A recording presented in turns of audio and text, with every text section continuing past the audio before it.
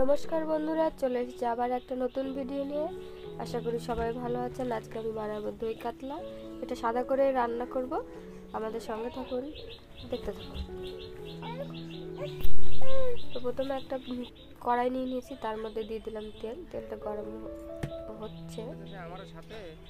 দেখুন মাছগুলো আমি অনেক বড় বড় ছিল জন্য আমি কালিয়া পিস করে নিয়েছি। যদি মনে করেন যে না আমি গোটায় রান্না করবো, গোটাটাও রান্না করতে পারেন।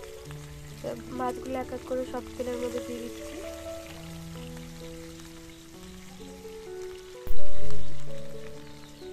এই কড়াইয়ের মধ্যে যতগুলো আটা আমি একবারেই দিয়ে দিচ্ছি সবগুলো। সব মাছগুলো দেওয়া হয়ে গেছে। এবার উল্টে পাল্টে লাল লাল করে ভেজে নেব। মাছগুলো আমি এবার এক এক করে উল্টে দেবো। মাছগুলো উল্টানোর সময় কিন্তু খুব সাবধানে উল্টাবেন, নাহলে হাতে তেল টেল পড়লে কিন্তু খোসা উঠে যাবে। আমার তো দই কাতলা খুব ভালো লাগে, আপনাদের কেমন লাগে আমাকে কমেন্টে অবশ্যই জানাবেন।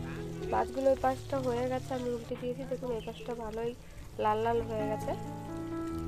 মাছগুলো কিন্তু একটু লাল লাল কড়া করেই ভাজতে হবে।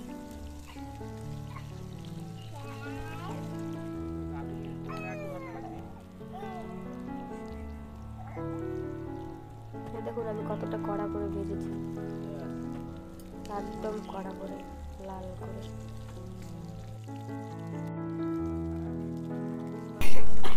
মাছগুলো ভাজা হয়ে গেছে, আমি এবার এক এক করে তুলে নেব।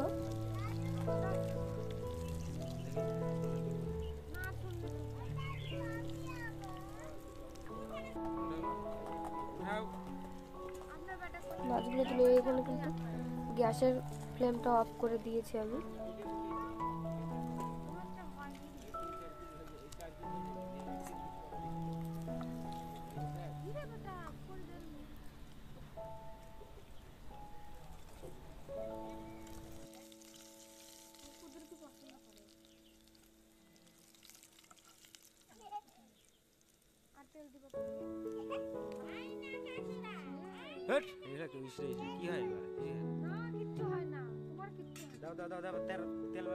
ওই তেলের মধ্যে একই তেলের মধ্যে আমি আরেকটু সামান্য তেল দিয়েছি। তার মধ্যে দিয়ে দিলাম তেজপাতা, শুকনো লঙ্কা, গোটা দারচিনি, এলাচ, গোটা জিরেও দিলাম একটু। দিয়ে মশলাগুলো একটু নাড়াচাড়া করে নেব, লাল লাল করে নিচ্ছি মশলাগুলো। দেখুন লাল লাল হয়ে গেছে। এবারে এর মধ্যে দিয়ে দিচ্ছি আদা রসুন বাটা, পেঁয়াজটাও বেটেই দিয়েছি আমি। তারপরে কাঁচা লঙ্কা বাটা দিলাম, দিয়ে মশলার সাথে ভালো করে মিশিয়ে নিব।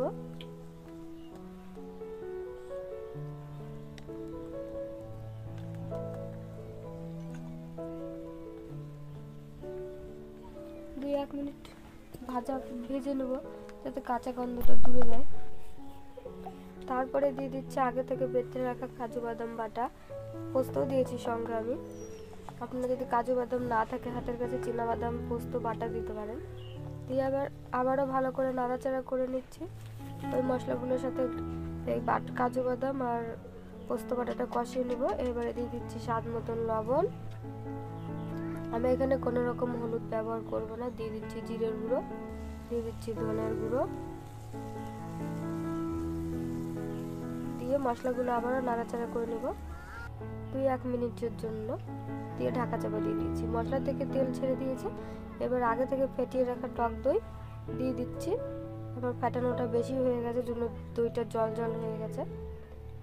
ভালো করে ঢাকনা দিয়ে দিলাম মশলাটা কষানোর জন্য। ঢাকনা খুলে ভালো করে দেখলাম যে তেল ছেড়ে দিয়েছে। তারপরে একটু মনে হলো যে জল দিয়ে কষাতে হবে। আমি সামান্য একটু জল দিয়ে 2-1 বার নাড়াচাড়া করে নিচ্ছি।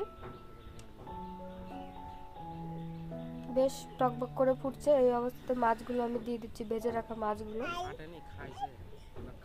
মাছগুলো দিয়ে বেশিক্ষণ ফোটাবো না।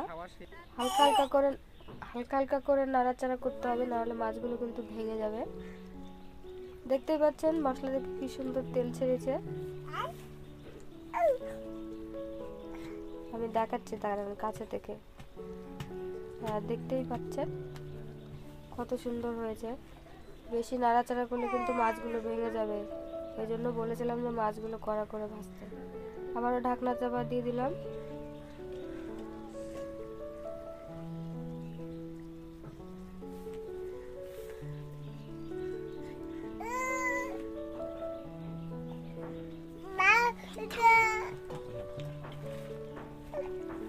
আমাদের দই কাতলা রান্নাটা শেষ। আপনারা ভালো থাকুন, সুস্থ থাকুন, দেখা হবে আবার একটা